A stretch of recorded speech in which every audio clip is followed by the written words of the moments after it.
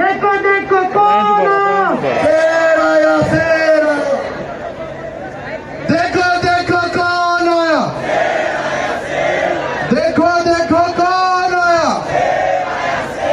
Barrister Asaduddin Owaisi, छोटू भाई वसा। देखो देखो कौन आया, शेर आया, शेर आया, देखो देखो कौन आया। शेर आया, शेर आया। जनाब इम्तियाज जलील साहब, जिंदाबाद जिंदाबाद बैरिस्टर असदुद्दीन ओवैसी। जिंदाबाद जिंदाबाद। देखो देखो कौन आया, शेर आया, देखो देखो कौन आया। शेर आया, शेर आया। मजलिस इत्तेहादुल मुस्लिमीन, बीटीपी पार्टी जिंदाबाद। जिंदाबाद जिंदाबाद। बैरिस्टर असदुद्दीन ओवैसी, छोटू भाई वसा, जिंदाबाद जिंदाबाद। इम्तियाज जलील साहब। जिंदाबाद जिंदाबाद।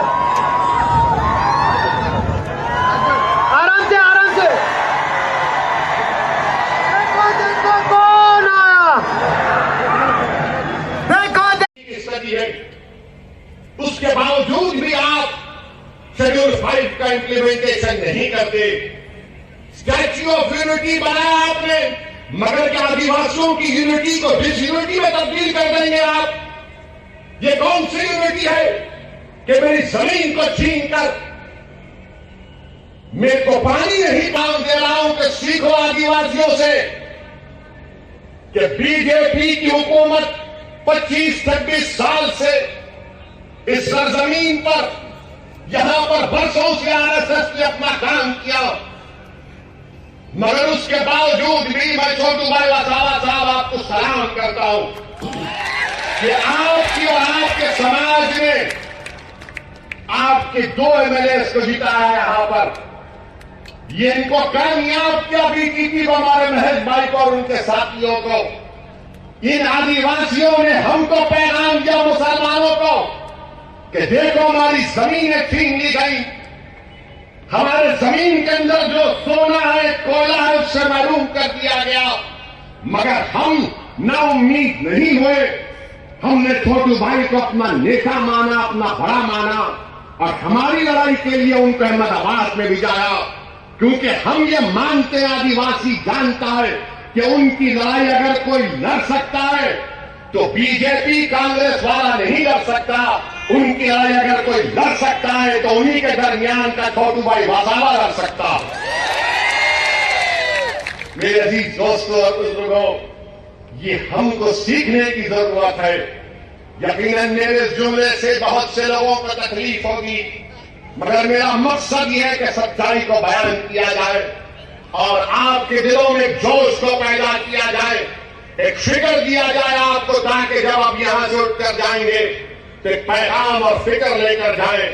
मेरे अजीज दोस्तों और बुजुर्गों, मैं छोटू भाई वसा साहब के घर पर आज हम निकलने से पहले, हमको मीडिया के लोग आते हैं, माशाअल्लाह से पूरे भारत में अगर कोई बदनाम है तो ये दीवाना आपके सामने जो खड़ा है। मीडिया के लोगों को लगता है कि इस दाढ़ी वाले का सर पे जिसकी कुछ टोपी है उसका इंटरव्यू लेंगे तो उनका टीआरपी बढ़ता है। उनको भी कोई फिक्र की बात नहीं है, वो भी अपना काम, हम भी अपना काम करें। मगर हमसे आज एक अजीब सवाल किया गया। हमसे टीवी चैनल के एक मौजूद जर्नलिस्ट ने हमसे सवाल किया कि असदुद्दीन ओवैसी साहब, आप मोदी और अमित शाह के गुजरात में क्यों आए? मेरे भाई आप सुनेगा, आप सुने। तो मैंने कहा ये सवाल आपका गलत है।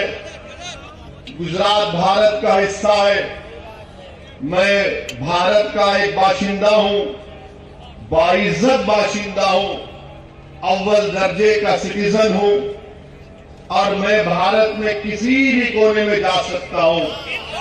मैं और कुछ भी कहना चाहता था मगर नहीं कहा, इसलिए कि आपके दरमियान में उसका जवाब देना चाहता। मैं हमारे वो मीडिया के लोग जिनके दिमागों में ये बात बैठ चुकी है कि ये गुजरात मोदी और अमित शाह का है, ये आपकी गलत सोच है, ये आपकी गलत सोच है, आपकी अनपढ़ सोच है, आप नहीं जानते।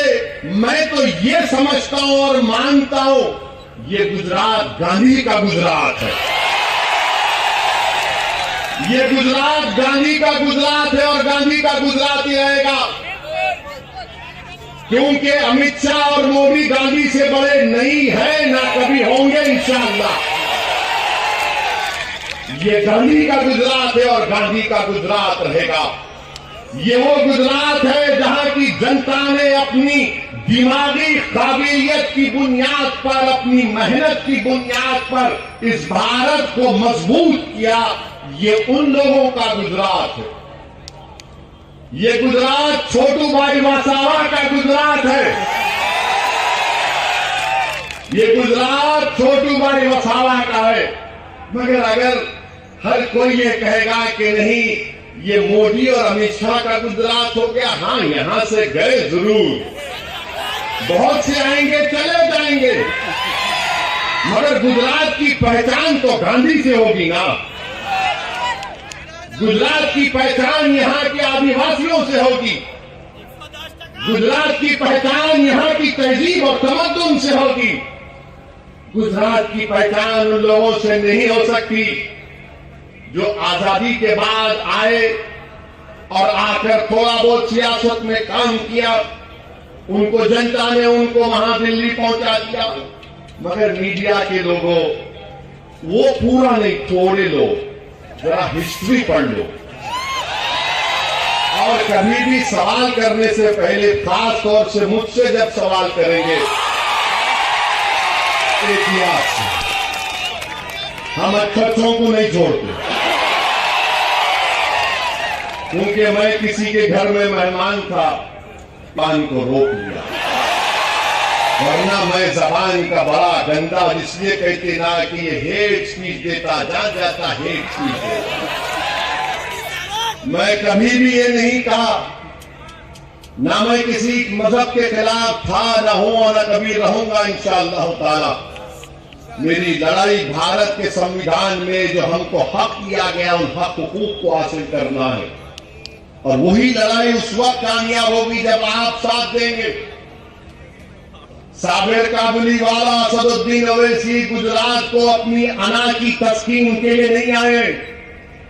इम्तियाज जलील, वारिस पठान अपनी मकबूलियत में इजाफा करने के लिए गुजरात को नहीं आए।